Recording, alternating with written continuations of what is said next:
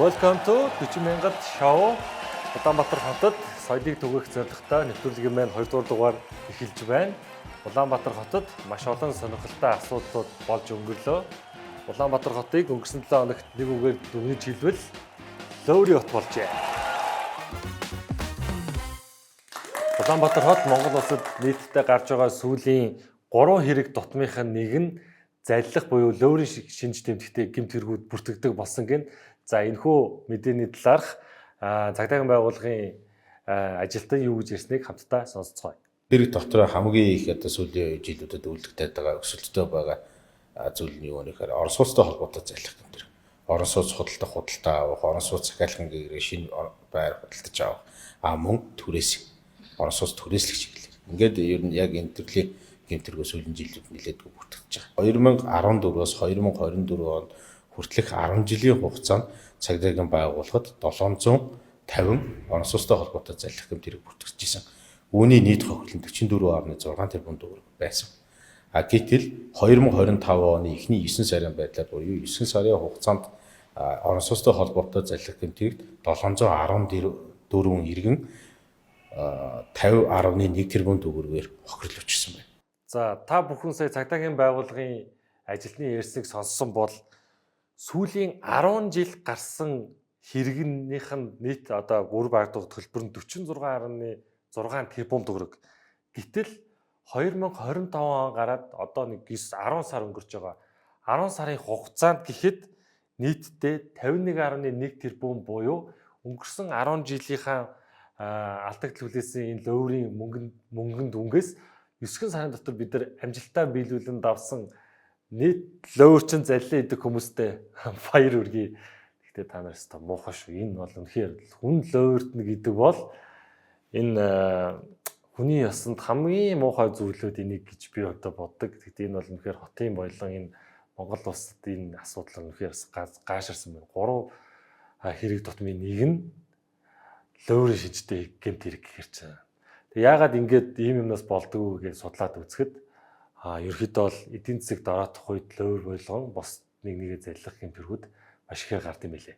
За энэ бичлэгээ үргэлжлүүлээд дахиад үзцгээе. Чинь очиод ер нь бол байр машин юу мөнгө олох зорилготой хөтөлбөрөөр тоглох нь явсан байгаа. Тэгээд 15 онд очиод тэгээд 18 онд энэ нэг иммиграшн хэрэгтэд ирсэн. Тэгээд тэр хугацаанд ажиллаж байхдаа би нэг 160 сая төгрөг олсон юм да. Тэгээд яг тэр мөнгөөрөө байр захиалах гээд яг тэр тухайн үед нь тэр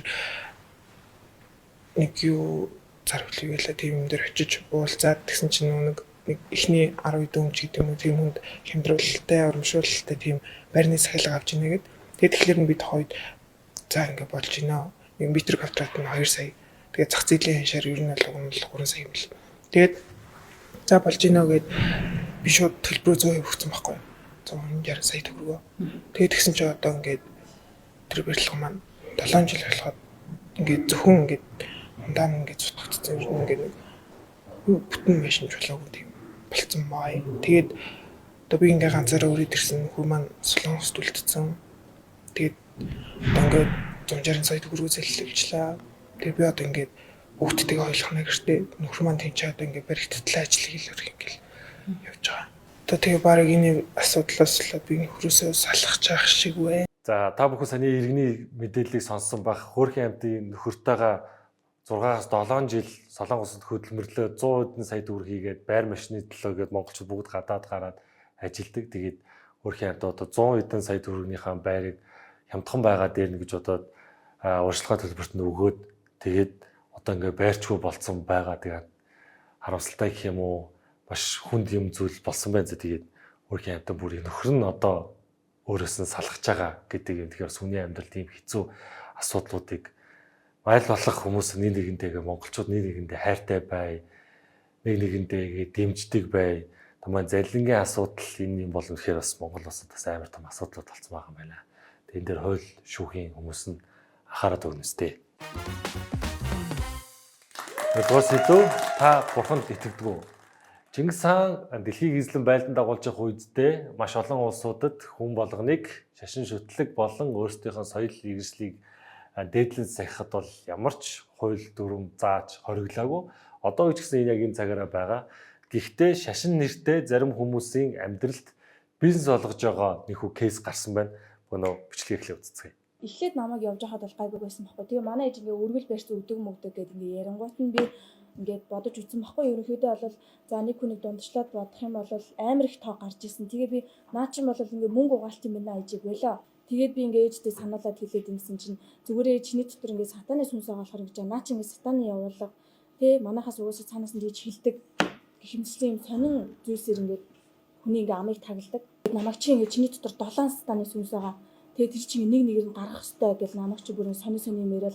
Тэгээ би ингээ хоол аяглаад өгөхөр миний аягалж өгсөн хоолыг иддгүйсэн манайж чи ингээ сатаны сүнстэй юм чи хор ийцэн чи билүү битгэхгүй гэдэг. Тийм ээ. Танд ямар нэгэн сатаны сүнс орсон юм биш үстэй. Толоморч гэсэн гэхдээ нэрнгээсээ энэ бас хүнд асуудал байгаа шүү тий. Одоо үндэсний аюулгүй байдал нийт иргэдийн ухамсар боловсролын түвшинд ингээ ханддаг энэ хандлага дээр ингээ тануул цагдаагийн газрын яг энэ хууль ёсны байгууллага мөн үү хууль ёсны биш байгууллага уу гэдэг дээр амар сайн анхаарах үзэх хэрэгтэй байгаа. Тэгээд аливаа нэг зүйл дээр ингээ хит донтож автах гэдэг зүйл байдаг. Тэгээд яг нийт хүмүүс маань аль болох ингээд гадуур байж байгаа гэмт хэрэг 61-ийн зүйл рүү үзэл сурталуу ухлан татсан зүйл дээр залуу үеийнхэн болон энэ ахмад насны хүмүүс маш ихээр өртдөг гэдэг энэ бичлэгэнд хүртэл гарч ийн. Тэгэхээр та энэ бүлгээр сэрэмжтэй мэдээлэлтэй аль өөрийгөө тэр зүйлээс хамгаалж аль бидэрт одоо интернет Google хөгжсөн байгаа тэр зөвхөн мэдээллийн талаар хайлт хийгээд энэ бол баталгаатай их сурулж үгүй юу гэдэг дээр ингээд нэг чеклээд үздэг байгаарай гэж уриалж ийн. Тэгээд бас янз бүрийн шашин шүтгэх нь бол хүний эрхч гэсэн яг энэ бизнесийн холбогдлолтой ч юм уу хин нэг буруу зүйл рүү уруулан татаж байгаа бол энэ бол шашин биш. Бүх шашинд бол аливаа зүйлийг гэгэрэлд болон муу муухай зүйлийг хийхгүй уриалсан байдаг. Тэгэхдээ таныг янз бүрийн зүйлээр мөнгө хураалгах ч юм уу эсвэл муу муухай зүйл одоо гэр орныхон хүмүүстэй хандаж чадхаагүй нөхцөл бүрэгчинд бол энэ бол шашны урсгал гэхээс илүү бизнес болсон байгаа шүү. Энийг бас анхаарна өстэй та бүх. Welcome to 40,000 Daily Show. Нэвтрүүлэг маань үргэлжлэж байна. Дараагийн мэдээ маань Улсын хурлын дахь зэд үеийн төлөөлөл болсон цэнгүүн гишүүнтэй холбогдолтой мэдээлэл өргөж байна. Цэнгүүн гишүүн маань өнгөрсөн 7 хоногт хэвлэлийн төгсгөлтөө сонгуулийг хууль бусаар худалдаж авж байгаа. Энийгээ бүр Монгол улсын хуулинд батлуулж байгаад сонгогчдыг нөлөөлдөг ийм ажлыг худалдаж авч, саналыг худалдаж авдаг энэхүү хуулиудыг зусуулна гэдэг маш том мэдээлэл хэрэглээ. За энэхүү асуудал дээр бол миний хувьд бол санал нэг байгаа. Учир нь үхээр ухуулагч гэдэг хүнийг цалинжуулж мэдээлэл хүргэх зорилготойгоор ажилуулдаг. Тэгээд нам бус хүмүүсийг авч ажилуулдаг гэдэг нэрэлттэй боловч тухайн хүмүүс сар болгон цалин өгч мэдээлэл тэдний үүргэн зөвхөн сонгуулийн талаарх мэдээллийг дамжуулах үүрэгтэй хүмүүсийг мянгаар нь цалинжуулж улсын төсвүүдээр ачаал өрүүлж мөн сонгуульд нөлөөлөхүйц хүмүүсийн саналыг худалдаа авч байна гэдэг энэ асуудал дээр санал бодлоо илгээж хэлсэн байна. Би бас мөнхөө энэ дээр бол дэмжиж байгаа. За тэгээд яалчгүй юм байдаг. Маш олон хэсгийн ахлагч, ухуулагч нар гэдэг хүмүүсийг сар болгоны цалинтайгаар ажилуулад нэмээд зөвхөн тэдний хийж байгаа үүрэг нь зөвхөн мэдээлэх. Одоо энэ сошиал орчинд өгөгдсөн маш олон сайт, телевизийн мэдээллүүд гэдэг маш хүмүүс хаанаас ч гэсэн мэдээллийг авах боломжтойгоо үеийн үед энэ бүх ухуулагчдын ажлын байрыг ер нь цомготгож улсын төсөвт мөнгө хэмнээд багш эмчнийхээ цалинг нэвхэн зүйтэй цэнгүүн гишүүн супер санаачлаг гаргасан шүү. Тэгээд өөрийнхөө нэвтрүүлгээр бас дамжуулан санаа бодол нэгтэй байгаагаа илэрхийлж байна. Тэгээд таны энэ ажилд нь амжилт хүсье. Welcome to 40,000 Daily Show. Нэвтрүүлэг маань үргэлжилж байна. Би нэвтрүүлгийн ихэнд хэлсэн Улаанбаатар хот маань Ловри хот болжээ гэд. Сүүлийн үед анзаарж байгаа маш олон гэмт хэрэгнүүдийн дээр анзаарч байгаа зүйлийн бас нэгэн зүйл бол энэ захин мөрөдө тоглоом гэдэг зүйл бүр гайшилсан байна. За тэгээд энэхтэй холбогдолтой мэдээллийг эхлээд бүгнөр үзцгээе. Мөрөдө тоглоом цахимаар зохион байгуулсан хэргийг илрүүлэн шалгаж байна. Цахим орчинд Poker 2 гэх нэртэй аппликейшн ашиглан мөрөдө тоглоом зохион байгуулсан хууль бус үйлдэлийг Орхон аймгийн цагдаагийн газрын эрүүгийн цагдаагийн тасгийн алба багчид илрүүлэн тасан зогсоож 2 этгээдийг баривчлалаа. Мөрөдийн шалгах ажиллагааны үед эдмүрийн баримтаар олон тооны гар утас, интернетийн төхөөрөмж, цэнэглэгч зэрэг эд зүйлсийг хураан авсан бөгөөд дээрх этгээдүүд нь Улаанбаатар хотоос Орхон аймгийг зорж хууль бус үйлдэлээр зочид буудалд хэрэгжүүлж байсан нь урьдчилан байдлаар тогтоогдож байна. Ийм дэргэд та бүхэн сэжигтэй үйлдэл этгээдийн талаарх мэдээллийг цагдаагийн байгууллагын 102 тусгай дугаар цаг алдалгүй мэдээлэлээр өгж тэмдэглэл зөрчилдөөс устан сэргийлэхийг цагдаагийн байгууллагаас зөвлөж байна. За энэхүү мэдээнд гарсан байгаа нь энэ хоёр хүний л кейс. Гэхдээ энэтэй холбогдлолтой сүүлийн үед маш олон мэдээллүүд гарч ийн дамаа орон нутгийн хэмжээнд захим өрөөтэй тоглоом, орон нутгийн ажиглалгүйдэлтэй хамаалтайгаар орон нутгийн захим өрөөтэй тоглоом донцсон иргэд маш ихээр болж адуу мал өөрсдийнхөө мал архаагаа зарж өрөнд орч хамгийн эмзэглэмээр асуудал нь юу гэхээр мөрөөдөө тоглоомоос болж амиа орлолт сүүлийн жилүүдэд байгаагүй тоо хэмжээгээр нэмэгдэж байгаа юм билээ. Тэгэхээр та бүхэн энэ захим мөрөөдөө тоглоомонд ялагч байхгүй, ялагч нь зөвхөн энэхүү программыг, энэхүү тоглоомыг зохиосон хүмүүс л ялагч нь болж байгаа. Та аль болох энэ зүйлээс татгалзалж өөртөө байгаа мөнгөө хадгалахыг уриалж байна. Захим мөрөөдөө тоглоом, дамаа ер нь мөрөөдөө тоглоом бол Монгол улсад одоо хөгжихэд бол маш хол байна. Дамаа энэ захим дээр болдог энэ бол энэ 100% өөр байдаг шүү. Тэгээд залуучууд аль болох энэс хол байхыг уриалж байна. Тэгээд хамгийн эмзэгшилтэй зүйл нь энэ орон нутагт амиа орлолт ихсэж байгаа. Энэ дээр хууль зүйн цагдаагийн байгууллага анхаарч өгөөсөө гэж хүсэж байна. Хүмүүс маань тусдаа ухамсартай өөрсдөө нийгэмдэр сошиал орчинд байгаа маш олон болохгүй муухай зүйлүүдээс өөрсдөө хамгаалж байгаасаа гэж уриалж байна. 40,000-т дээли шоу. 40,000 дээли шоу үйлдэж байна. Монгол улс хэр баян улс вэ? Газрын доорх баялаг ихтэй. Гэхдээ хүмүүсийн амьдрал тийм ч их сайн биш. Ядуу нийгмийн давхар улам бүр өсөж байгаа. Сайн дарганараас асуудлаа шийдвэрлэхээр мөнгө байхгүй, улсын төсвүүд мөнгө байхгүй гэдэг ч тэд нар яг үнэндээ улсын төсвийг үргэлжлэн болон хайр найргүй үрдэх талаар нэг бичлэг үздэг байна. Тус багтаа хамтарч ажиллах гэрээ байгуулсан боловч төлбөрийн 430 мянган хүнс дэрлийг төлөөгүй гэдэг асуудлаас үүдэлтэйгээр арбитрийн шүүхэд өгж байгаа гэдэг асуудал мэдээлэлээс энэ үнэн танд ямар мэдээлэл? Тийм, манай засгийн газрыг арбитрийн шүүхэд өгсөн тухай мэдээлэл ирсэн байгаа. Үлдэгдэл төлбөрөө одоо цаг хугацаанд төлөөгүйгээд тэгээд манай зүгээс болохоор энэ төсвийн тодтголоор үлдэгдэл санхүүжилтийн мөнгийг чиг өөрийнх нь дагуу гадаад харилцааны яам руу одоо шилжүүлчихсэн. Тэгээд гэрээ шилжүүлэх болон энэ ажил үүргээ одоо өгөлцөж авалцах, тэн дээр ажлын хэсэг гарч дүгнэлт хийх мэтлэн нэлээд ийм бичиг цаасны ажлууд явж байгаа. Үүнээс гадна үлдэгдэл төлбөрийг бид нар ер нь одоо төлөх албатай юу, гэрээнд юу гэж заасан байна, тэрийг судлах гэд нэлээд ийм судлах, харах, дүгнэх ийм ажлууд явж байгаа. Миний өнөөдөр авч байгаа сэдвүүд нэгтэй бүгдээрээ захин гэмт хэрэглөөртэй холбогдолтой явж байгаа. Тэгээд одоо энэ таны бичлэгийг үзсэн бол Монгол улс бас Английн Премьер Лигийн пул гейминг багийг залилсан гэрээнийхээ дагуу төлбөр төлөөгүй байгаа ийм зүйл гарсан байна. Учир юу гэхээр нийтдээ 23 тэрбум төгрөг төлөх ёстой. Тэгээд түүнээс одоогоор 2 тэрбумынх нь үлдэгдлийг нь Монголын засгийн газар Английн пул гейм багт төлөөгүй байгаагаас энэ асуудлууд үүсэж Монголын засгийн газрыг арбитрийн шүүхт өгсөн улсаараа нийтээрээ лойвчд болчиход сууж байна. Энэ зүйл яг бидэрт юу өгсөн бэ? Энэхүү гэрээнд ямар Монгол улсад ашигтай 23 тэрбумээр бид нэр ямар зүйлүүд худалдаж авсан бэ гэд тооцоод үзэхээр Английн пул гейм багийн өмсгөл дээр Go Mongolia гэсэн бичгийг хадгалсан. За тэгээд after party болох 5 хүний тикет 20 хүн тус клубын тоглолтыг үзэх плейдээр шагнуулсан. Тэгээд энэхүү ажлыг хэрвээ дүгндэг бол энэхүү ажлыг 0 бүр дүгнжулдаг бол хасах 100-аар дүгнэх хэрэгтэй. Бид 23 тэрбум төгрөгийг зүгээр л салхинд хэсгэжээ. Бичлэгээ үргэлжлүүлээд үзцгээе. 2-3 жилийн хугацаанд нэлээд олон том дүнтэй гэрээнүүд хийгдсэн байсан. Энэ талаар би бас өмнө таад асуухад хэлж исэн. Одоо нэг нь бол саяны таны асуусан Fulham хөлбөмбөгийн клубтэй холбоотой. За үүнээс гадна BBC, CNN, Edelman, Boston Consulting Group гэх мэтчлэн ийм байгууллагуудтай нэлээд том дүнтэй. Одоо дандаа сая доллароос дээш дүнтэй ийм гэрээнүүд хийгдсэн байсан. Одоо энэ эдийн засаг төсөв хэцүү байгаа үед үлдэгдэл төлбөрийг бид нар гэрээний өрөөнд төлж таарах. За зарим одоо гэрээнүүд нь дуусчихсан, зарим нь бол үргэлжилж байгаа. Тэгээд гэр хүлээс үүргээр бол одоо тэгээд зарим нь бол төлж таарна.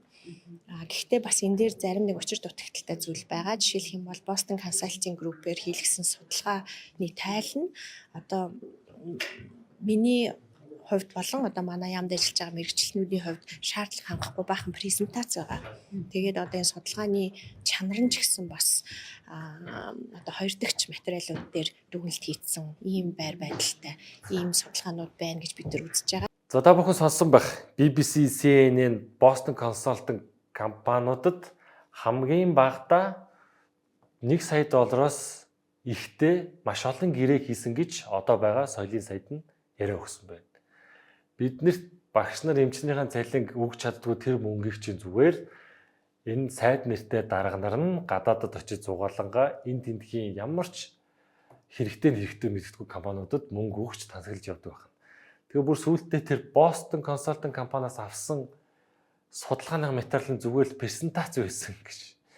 Одоо юу гэсэн үг юм бэ? За яг тоонд өгнө хэлсэнгүү саятай $1 сая үнэтэй гэрээгээр хийгсэн судалгааных нь хариу нь юуг судлах гэсэн гэдгийг нь ойлгомжгүй. Судалгааных нь үр дүн тодорхойгүй зүгээр л бөөнөрөө $1 сая нэг презентац худалдаж авчээ. Бид көм баян хүмүүс шүү. Тэгээ сүүлийн 3 жилд ерөн соёлын салбарыг удирдах явсан өмнөх сайд маань маш муу ажилласан. Сүүлдээ сонгуулийн өмнө нь гоё ажтай байж дундуур нь маш муухай ажтай болсон маш олон бичлэгүүд явдаг те. Өсмөсөө шийдэл адил. Ууртаа болол ингэж их мөнгө үрсэн байж та одоо юунд оролдог байгаа. Тэгээ новин сайттай холбогдлолтой нэг гоё бичлэг үздэг. Сайн байна уу новин сайтай? За танаа ямд нэг зах бичиг өгөөд одоо 32 3 хончлоо.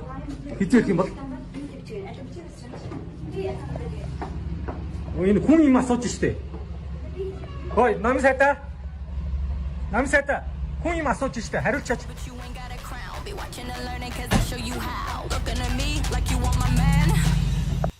What the fuck? What the fuck?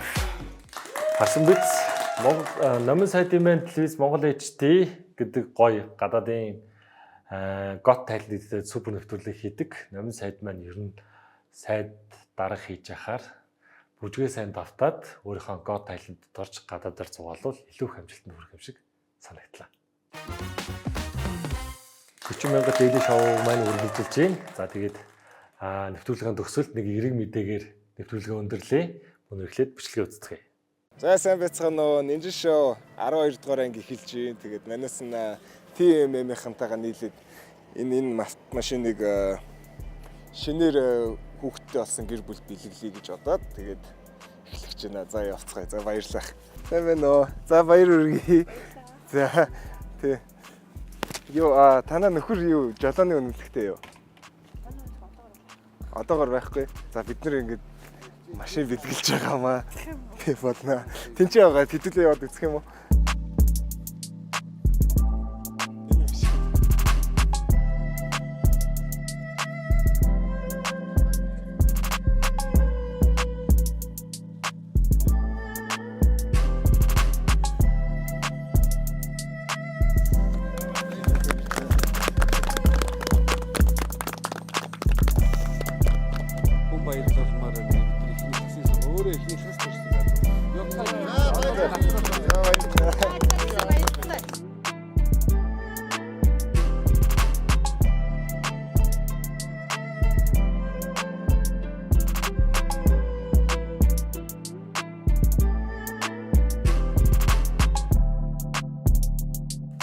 Тийм ээ. 3030 он хүртэл рэпер Тамир Америкээс Монголд ирж уран бүтээлийн тоглолтыг хийхээ өмнө болгож их нэлхсад төрөөд удааг байгаа залуу хосод машин бэлгэлсэн байна. Ерөнхийдөө бол рэпер Тамир байна. Маш олон ийм нийгмийн идэвхтэй зүйлүүдийг Монгол ирсэнээс хийж байгаа. Өмнө зураг гарч байгаатай адилхан гадаад тоглож байгаа залуучуудад пүүз бэлэгдэж замуу араас нь их нэлхсад амарчод удааг байгаа залуухан хосуудад шинэ хөвгттэй болсон баяр хүргэж машин бэлгэлсэн байна. За тэгээ тун удахгүй 11 сарын 8-нд өөрийн тоглолтоо хийх гэж байгаа рэпер Тамирт баяр хүргэе. Би бас дундад дуртай. 3030 гэдэг дундад бүр илүү дуртай. Тэгээд залуучууд маань цагаа зөв боловсон өнгөртөлгөж нэг өдөр гоё болгоё гэвэл рэпер Тамирын тоглолтод очиж нэг өдрийг гоё өнгөрүүлээрэ. 40,000-д дэйли шоу байлаа. Баярлалаа. Дараагийн дугаараар уулзцгаая.